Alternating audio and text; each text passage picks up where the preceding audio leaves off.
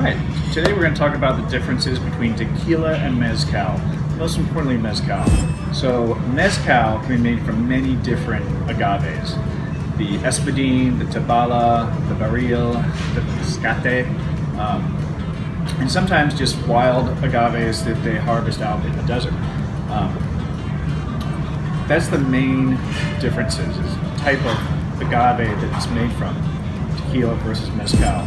And just like different apples taste differently, say a Fuji as compared to a green Granny Smith or a green apple, same thing with agaves. Those different varietals of agaves will have different flavors, especially when they're fermented and distilled down. All those essence and those flavors really combine and differentiate the different types of mezcals. The other thing between tequila and mezcal is the way it's cooked.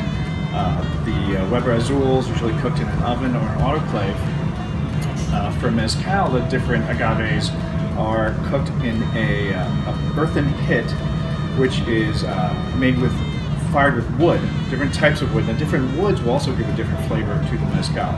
So they will dig the pit, start the fire, get it down to the embers, and then you'll put the piñas in bowls, they cover it up, and they let it cook for several days. That gives the mezcal a smoky flavor, and it changes the carbohydrates that are in the agave into fermentable sugars, which are then fermented and then distilled. So that really takes all those different flavors of the different type of agave you're using, say it's the espadín or the tabala, and has a different flavor for different mezcals. Same thing, then the wood, like I mentioned before, will affect the different flavors. So that is the main difference between tequila and mezcal, but also the different types of mezcals and how they can be very different. Say a Chardonnay is different from a Pinot Grigio, so a tabala would be different from an espadín, say. So, and then, just for example, for a sales point, if you're talking to a table and a table says like, hey, I really like scotch, what scotches do you have?